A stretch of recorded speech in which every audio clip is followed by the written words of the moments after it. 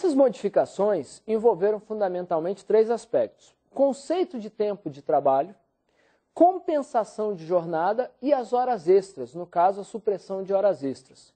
Essas repercussões envolvem fundamentalmente a criação de duas súmulas relacionadas ao conceito de tempo de trabalho e a alteração da súmula 85, que trata da compensação, e da súmula 291, que trata da supressão de horas extras. Muito bem, o primeiro aspecto relevante relacionado às repercussões nas mudanças jurisprudenciais sobre o conceito de tempo de trabalho envolve o fato de que, a partir de agora, temos um novo conceito de tempo de trabalho, um novo conceito atípico, por um lado, e por outro lado, temos uma definição acerca de um conceito que já existia. Mas para compreendermos isso e contextualizarmos essas alterações ocorridas na jurisprudência do Tribunal Superior do Trabalho, é importante partirmos do próprio conceito de tempo de trabalho, apenas no sentido de contextualização. Teoricamente, nós temos fundamentalmente duas teorias que vão nos explicar o conceito de tempo de trabalho. Nós temos uma teoria de natureza mais objetiva e uma teoria de natureza subjetiva. A questão fundamental é: o que é tempo de trabalho? Para a teoria objetiva, tempo de trabalho é o tempo de tarefa efetivamente executada.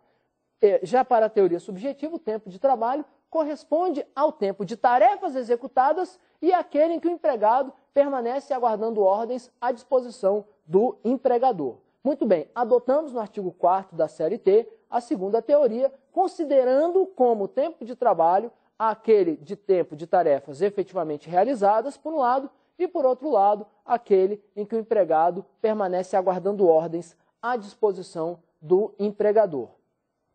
Não obstante este conceito, esta regra geral conceitual sobre o tempo de trabalho, nós temos alguns conceitos atípicos de tempo de trabalho.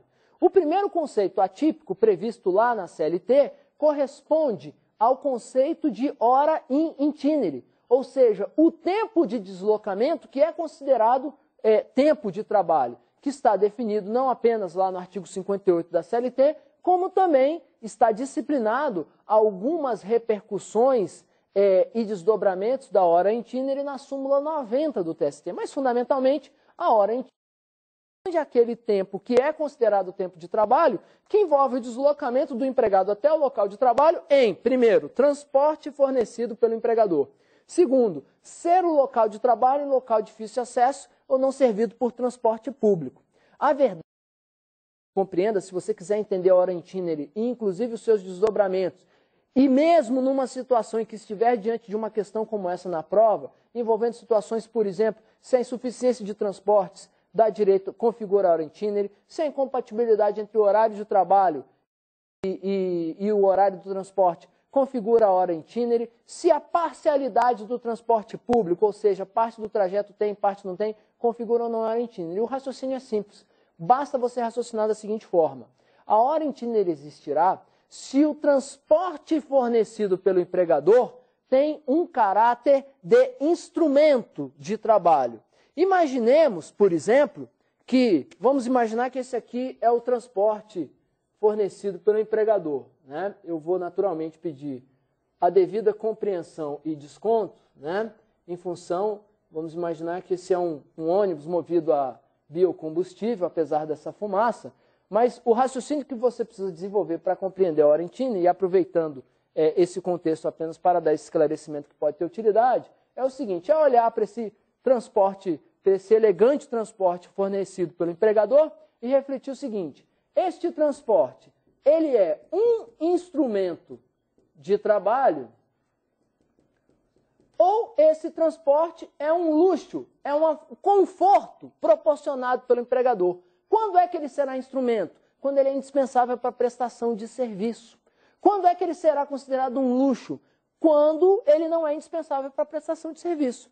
Por exemplo, se o horário de transporte é incompatível com o horário de trabalho, ele é condição indispensável para a prestação de serviço ou uma facilidade oferecida pelo empregador? Súmula 90, instrumento de trabalho. Portanto, sendo instrumento, estará configurada a hora in itinere. Se o transporte ele existe, mas é insuficiente, ou seja, o ônibus vai lotado, enfim, tem todas aquelas dificuldades, diz a súmula 90, virou luxo, é uma facilidade que o empregador está proporcionando. Não estará configurada a hora itinere. Se parte do trajeto tem o transporte público e parte não tem, a parte que não tem será hora itinere, instrumento. A parte que tem será luxo, não será hora itinere. O fato é que este é um conceito atípico de tempo de trabalho. Muito bem, um outro conceito atípico de tempo de trabalho corresponde à prontidão e o sobreaviso. Esses conceitos foram estabelecidos lá no artigo 244 da CLT, que trata do ferroviário, e foram universalizados para a pluralidade de empregados, não se restringindo apenas ao ferroviário. O conceito de prontidão corresponde ao fato do empregado aguardar ordens na própria empresa. Já de sobreaviso, o empregado, conceitualmente, aguarda ordens em sua residência. Pela definição legal, a hora de prontidão é paga com o valor correspondente a 2/3 da hora normal. A hora de sobreaviso, 1/3 na hora normal. O que nos interessa? A pergunta que se coloca é: o uso de bip ou celular, ou seja, o fato do empregador virar para o empregado e falar: olha, está aqui o celular, posso te chamar a qualquer momento? Configura sobreaviso? Essa que é a grande questão. E por que suscita-se essa questão? Porque quando a CLT foi elaborada e definiu o conceito de sobreaviso, não se imaginava meios de comunicação que permitisse a mobilidade do empregado. Então a grande questão que se coloca é: o uso de celular configura sobreaviso? Muito bem. O TST, na então OJ 49 da SDI 1, já havia entendido, falava em BIP, que não configurava sobreaviso pela mobilidade. E essa OJ foi alterada e transformada e convertida na súmula 428, que veio com a revisão da jurisprudência de maio de 2011.